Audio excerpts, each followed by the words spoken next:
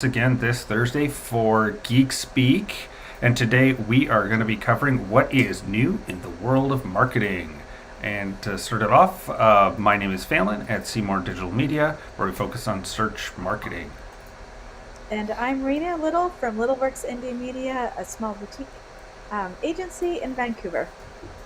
And I'm Greg McKinnon with Original 72 Creative, and we're a full-service website graphic design and digital marketing firm in Vancouver. And unfortunately, not with us today is Pip. The most important one of all of us, no? Yeah. Oh, yes. That's She definitely the got most called important. away. She got called away on client business and had to drop out last minute here. Yeah. She will be missed, but we will soldier on. All right, so what have we got today, guys? Who wants to start? I'll start off with I guess, kind of table setting one, which is just going to be a SEO update. It's not official, but Google algorithm is everyone in the community spotted it, but it definitely is not something that's been officially recognized. It does happen. So just keep it in mind. Maybe leave an annotation in your Google Analytics if there's increases or decreases in traffic. Yeah, there's not much more to say about it than there's an algorithm update, and these fairly major one, but it's not official. Awesome. Okay. I know, exciting. It's riveting. Who needs coffee when you've got SEO updates? That's right. And Uh-huh. is there anything else in SEO this week, or should we move into the website? Well, the other Yeah. interesting news for the SEO is that Yoast has officially launched their Shopify app this week.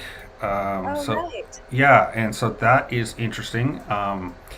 It's it's a little pricey for my taste personally. It's something like $20 US a month, which I think is a little steep, but that's just me. And it'll be interesting to see how it competes in the marketplace for Shopify. And so, for anyone who's wanted Yoast to be on the Shopify platform, they've finally gotten to it in the year 2022.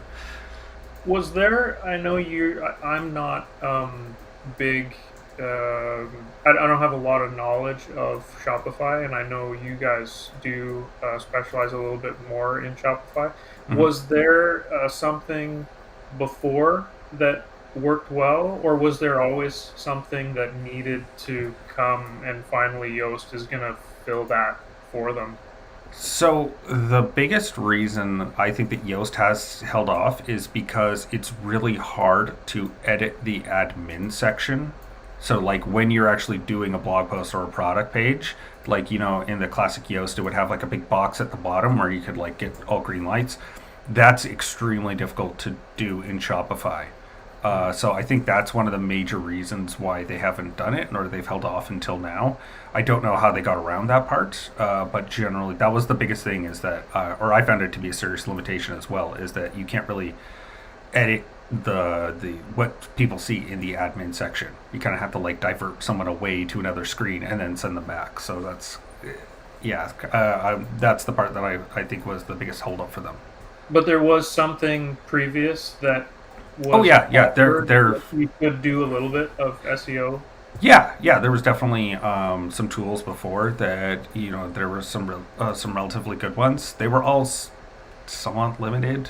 I'd say none of them had like the kind of gamification of it that Yoast had, which I think was like a big driving point that made it a lot easier for people to do a quick scan and be like, oh, this is the issue I should deal with on this page, or this is Right. how I could optimize this page. Um, yeah. So anyone else have news in the website social media world? Well, let's Well, stick I with. Can we Oh, stick with SEO? Because I know there was a couple things posted in the oh, group that you could talk about as well, which was the sale of the oh, yeah. The Backlinko was purchased. backlink. Yeah. Yeah. I was like, yeah. I guess it was kind of the SEO. I was thinking more of the website because the guy sold his website was more of what I was Oh, thinking. But yeah. yeah, it totally makes sense for talking about that part. Is that the Backlinko got bought by SEMrush, and they're for I think the figure that was is 7 figures is what they said That's the most they can get for a public amount, which, that's a decent payday for Brian Dean. And so, but I think before we got on the live, Greg, you and I were talking about like what is backlink, like what would be the value add for SEMrush to actually throw real money at this. Yeah, because I didn't know too much about him, but what I thought was that it was just a guy who had a site and a big following, and he just knew a lot about SEO, and people went to him to get his knowledge or ask him questions or that type of thing. So I was like, why would Backlinko care about getting a following of people? But apparently he did, as you said, he did a lot of SEO training, corporate training specifically, so they could do something there. Well, they could have that. They would also probably have him locked in for a couple of years as well, so they would have him in-house to help them out with upgrading their SEO, maybe helping with the tools and how they operate. They would have him as part on contract for probably a couple of years. And then the other one that came up that just crossed my mind was, or when we were talking about this before, is Exploding Topics, which is a newsletter pretty much everyone should subscribe to. It's just fun, honestly. I'll leave a link in the chat and in the comments. I mean, and then sorry, force of habit. But yeah, it's Exploding Topics, which taps into Google Trends and then finds differences. And so if there's been a big delta in 2 points, then he'll note that, and so he kind of compiles them together. And then they have a pro version of that, which is you get basically even more data, and it comes I think a week ahead of the other newsletter, or like a few days ahead. So they've got like a paid tier there that I'm sure. And plus, right now, it's everyone's acquisitions are happening all over the place. It's just a big general trend. And like just looking, and I guess that would kind of lead into one of the other ones that we could talk about with the Microsoft. This isn't directly in marketing, but it's definitely going to be a big shakeup. Is that Microsoft continues to acquire more companies because they have lots of money on hand, and everyone else is. So there's a lot of people that are kind of zombie companies where they're never going to get out from underneath the debts that they owe, and so Microsoft came along and purchased Activision Blizzard, which is one of the 2 main game manufacturers. Which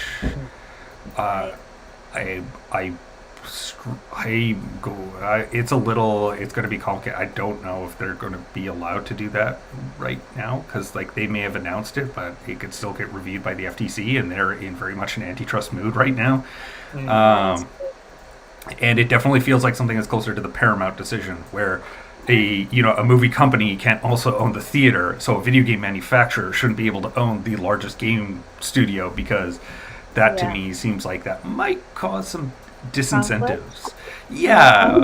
Or a little too few of conflicts might be the issue. Is that everything's sliding along on one path. Where you're sitting. Sure. So I'm going to guess that that would be extremely.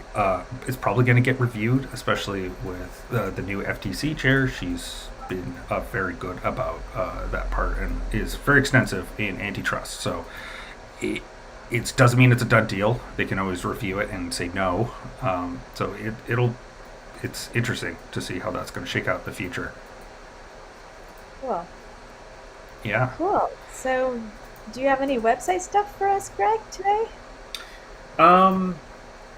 One major thing coming, which is the release of WordPress 5.9, scheduled to be released in 5 days.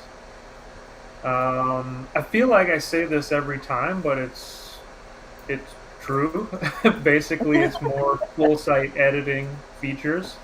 Right. WordPress and their push to become a full site editing type platform. So there's going to be a lot more full site editing functionality. I believe there's like 10 new blocks that are going to be available, theming blocks, and a new area under, I believe it's under the appearance tab in the menu, where it will show an editor beta. I say beta, where things that you can edit about your theme will be there. And obviously, with 5.9 release and being the beginning of the new year, a new theme will also be released. Awesome. That sounds like some interesting stuff coming. I'm looking forward to that update, actually.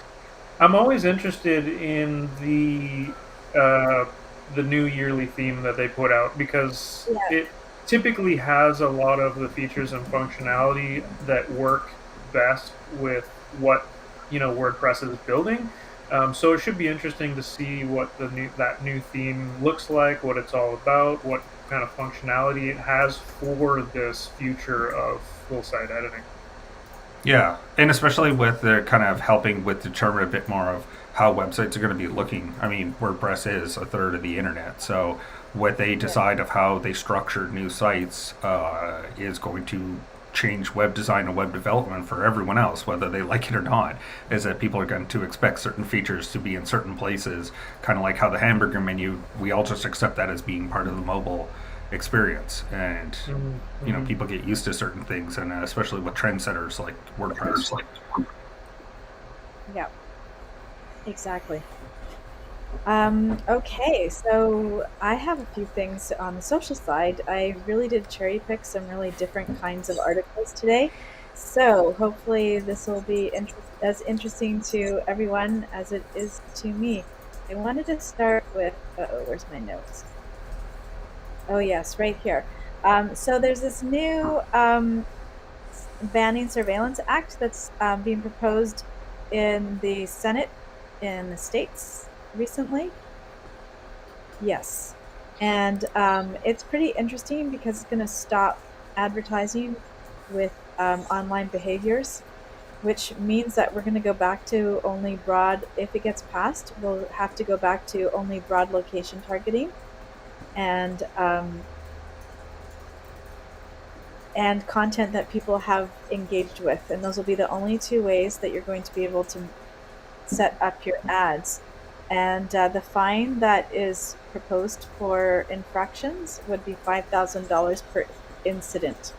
So that's a pretty big piece of news happening in digital marketing. I feel that can have really big impact on Facebook advertisers. I'm not sure how it organizes with Google advertising, but I suspect that'll also be an issue because your keywords they're based on interests, right? Uh, Or well, not that's quite. Well, they maybe it's can. just Facebook then that's going to have the big problem. Yeah, so Or I think that's would be the difference of like the like interrupting marketing, where like you get the ad to yes, kind of jump out and get someone to take a yeah, separate action than just scrolling. yeah, That's going to be a lot more targeted than like Google, where they could still make it fairly keyword based, and right, maybe inference from a lot of metadata that's not yeah, necessarily like a person, but like interest, they had know that you're on your yeah, phone and you're looking for a restaurant nearby, so they can like infer something there that's not directly about you per se. Similar to how DuckDuckGo, right? They don't keep any yeah, data on people. What they use is the keyword searches, and they yeah. leave a lot of and they just don't dig down much further than that, and that's how they make money. Yeah, so that's going to really change social media marketing in a big way, I think. We'll see how Meta responds to that, and we'll also see how that gets pushed through the Senate or not. The other thing of note, a more practical piece, is that LinkedIn it has added a whole bunch of new stuff on their platforms for business pages to be working with.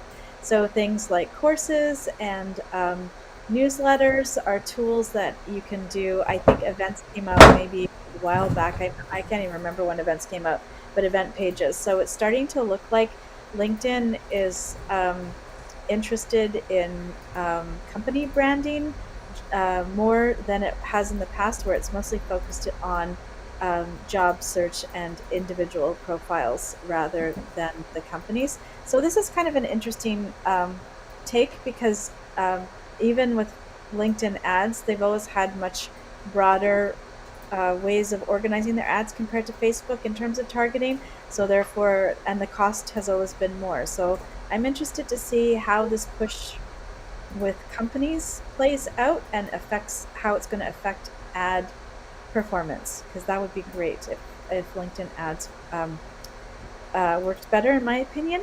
The Or other, worked. yeah, exactly, worked exactly.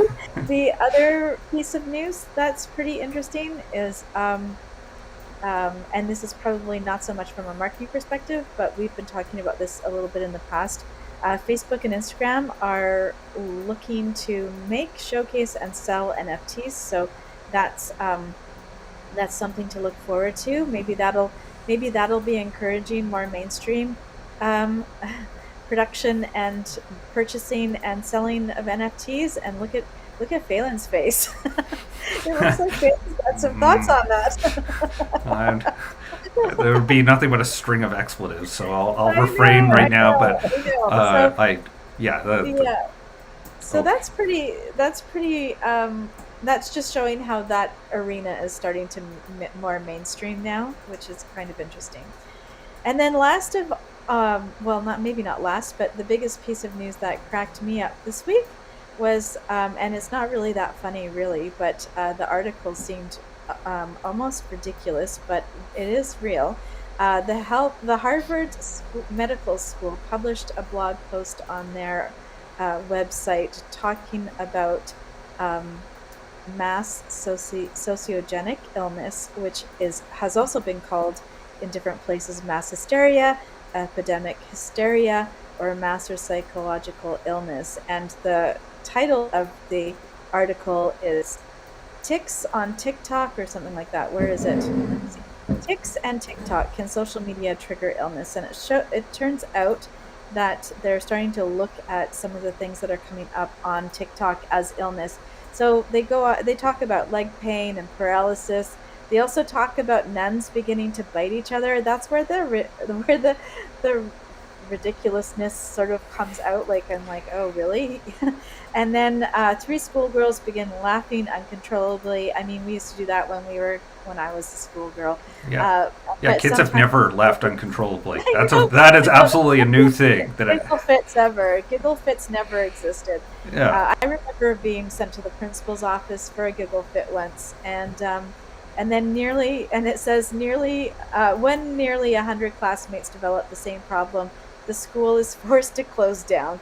So I just think that, social media, they do talk about social media trends and then social media, but to pathologize it, I'm not sure if that's going to be a new thing, or if it's an old thing that's becoming a new thing, and why is it specific to TikTok? Why are these things not happening elsewhere? And it just Well, opens. TikTok's the latest rage, right? So Yeah, and it's also, I guess, because it's mostly I mean, it's all video. That also has a different kind of way that we interact with it. 2 minutes of people's videos over and over again when you're scrolling is going to have a different effect than the way that we sort of consume media, even on Facebook, where we're clicking out or we're commenting. You know what I mean? Like, I think that the actions are quite different. So But what was the article saying that the illness? oops, I think yep. we lost No, Rena's no, voice there for a couple minutes for a yeah, no, sorry, minute. you're all there. Everything's I'm good. Um, there. So what was I the was question? I was gonna ask, did the articles mention that the this illness or people getting this condition, whatever they're saying it is, are the Yeah. people watching social media or the people Yeah. doing the social media? Um, oh, they don't really actually make that distinction. They just talk about people on TikTok. Oh, Yeah. that's that's nice So of them. They don't even it's one of just. those. So it's definitely, this is one of those things where we want to really distinguish the difference between research and a blog article. Just because a blog article is on the Harvard Medical School blog does not mean that it's actually finished being researched or that it is research. So there really is no conclusion here. It just sort of brings up these idea of, oh, wait a second. There's a section down here that I didn't quite get to. So the bottom line, let me just see what they said. Yeah, so they're talking about it in terms of like the context of the pandemic and the stress that's happening, and the hours that people are actually spending on TikTok. Mm. But really, the research hasn't really gotten too far to talk about that. But let me see if I can find that. Do you have anything else you want to talk about? And I will find the answer to that, whether or not it's the TikTokers or the Tick Watchers. Uh, TikTok watchers. so there's two things about Google Analytics related that we wanted to mention. So I did post it in the group that the EU is moving to ban Google Analytics, and that's for failure to be GDPR compliant. So that's one of those ones that devil is definitely going to be in the details. I don't know how that's going to look. Uh, Reading that article, it seemed like it was more about where the data was stored than the actual collection of the data. yeah, Because the EU specifies that the data, once the data is pulled out, like from and stored on like a US server and governed by a US yes, yeah. business, I guess it can be people can ask for that information. Yeah, the U.S. Uh, government would technically have right over it, not the EU government, and so they're probably right, going to tell them that they need to set up a server that's collecting all data.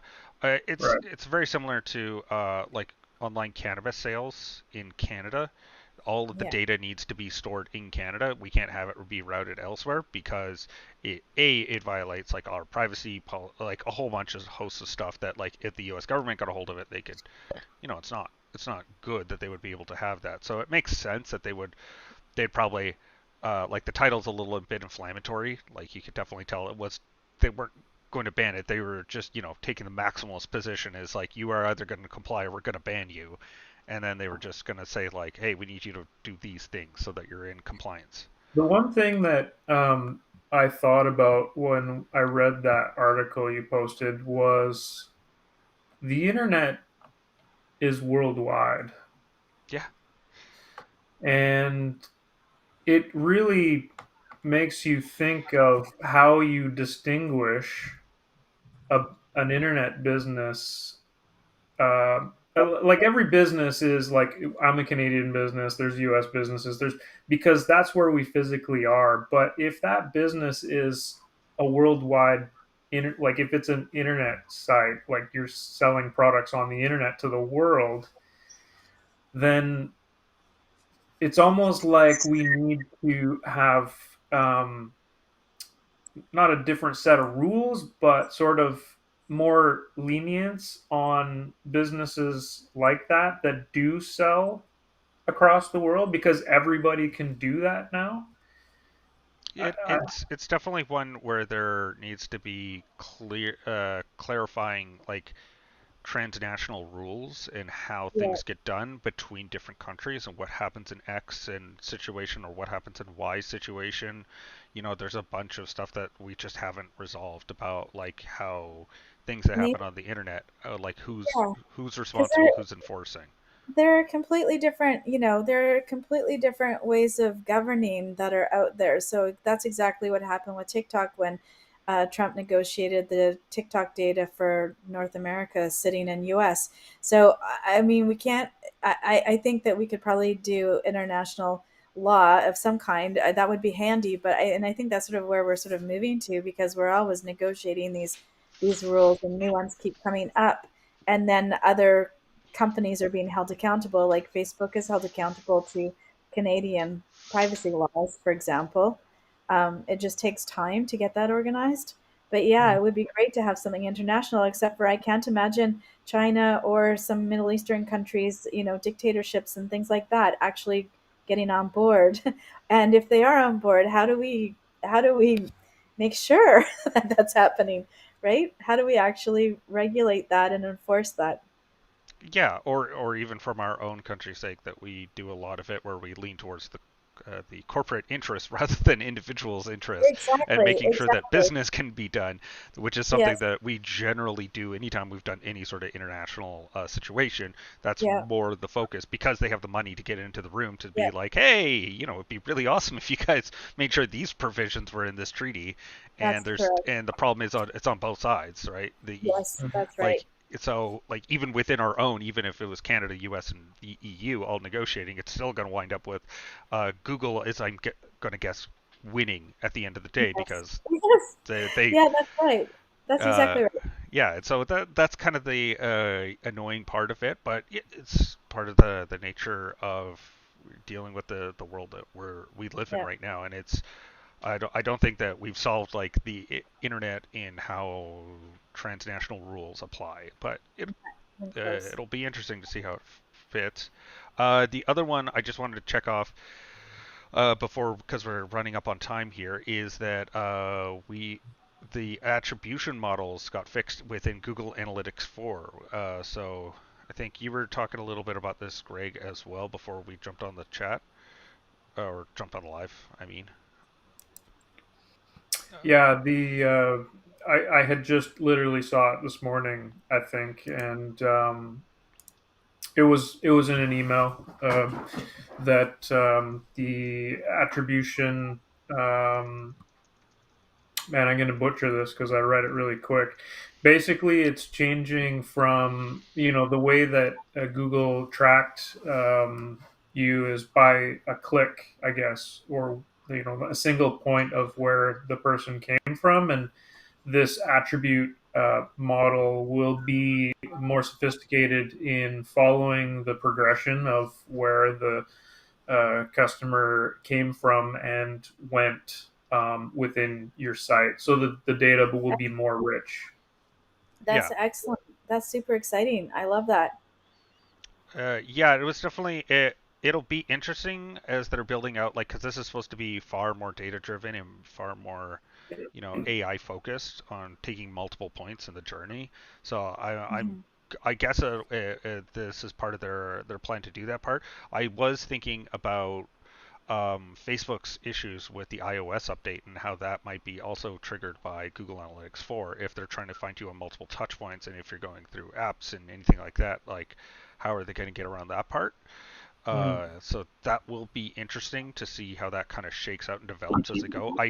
My understanding is that Google and Apple worked out a deal that they did a bit more of that like conversion API. Is my understanding, because I was wondering why Google wasn't getting affected by the iOS update, and it looks like they had negotiated like a way, and they kind of played ball with what Apple wanted to do, whereas Facebook didn't play ball, and so that's why they're having some issues with it. Mm. Right. Um, Interesting. Okay. I just wanted to follow up just before we oh yeah, close out yeah. that Of course, I was trying to buy you time for it. it is, yes, thank you. It is the viewers that are coming up with these ticks. So Ah, okay. So yeah, they're the ones getting hit with the dancing plagues. Is that's it a correct. thumb? Is it a thumb tick? I could see that the constant like. No, no, they're ticks. Like they're not repetitive stress. They're not related. That's why it's taken a while to figure it out. Yeah, yeah. Yeah. I'll Well, throw the article in the chat because it's just interesting. yeah, yeah. And It does yeah, seem like it's trying to put an issue that we always had, where it's like times of high stress, yeah, people act really weird, and then we're yeah. like, oh, it's social media, and it's like, or it could be, it's a stressful time that there's a lot going on in the world. Yeah, yeah, there's probably a lot of, I mean, we're not that simple. It Yeah. can't, it's probably not just one thing ever, it's going to be a complex scenario.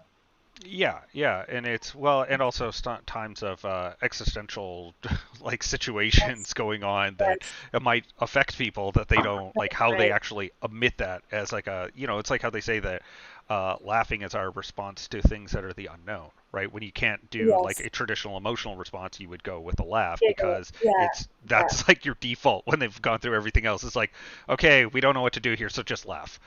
Yeah, and actually, that is a proper stress response because if you look at animals, I've done some reading on this because when I used to go for my for my massage treatments right after being hit by a car, I used to have uncontrollable giggle fits, and that would yeah. And anyway, so the idea is that you need to shake the trauma out of your body, and giggling and crying are two ways that we shake trauma out of our bodies. Whereas if you look at animals, whenever they hit up, like have a physical trauma, they actually the first thing they do is stand up and shake it off. If you Mm. if you look at that, so it's not and it's not unusual. I don't think. Hmm. Yeah, Some of yeah, these other things, like the biting nuns, I think that's a little unusual. I'm not really sure about that. I want to look into what that is because, people who write these articles, sometimes they're just doing it for the yeah. click, I the gotta click, say though, just before we leave, that would be a great band name. the The biting nuns. Biting, the It biting would biting, be, nuts. it would be biting or fighting? Biting. biting, Oh, biting. BIT. Okay. Yeah. Uh, Yeah. anyway, we it is that time. We have the half hour has flown past us once again, and so it just leaves us time to say goodbye, and we're super excited to do one next week. Do we know which one is next week? Next week is audits, strategies, categories, and verticals. And I Excellent. And don't know who it is, but Okay. that's all a right. mouthful. That's a Yes. mouthful for whoever it's going to be. Yeah, it's like Yes, I don't remember definitely. writing that, so but I don't think it's my topic, but we will. Sounds like a flip category. It Sounds like definitely a sounds perfect like category. Pip's going to be there for that one. Yes. All right. So once Excellent. again, my name's Phelan. I'm Rena. And I'm Greg. All See right. you next week. Bye, everyone. Bye.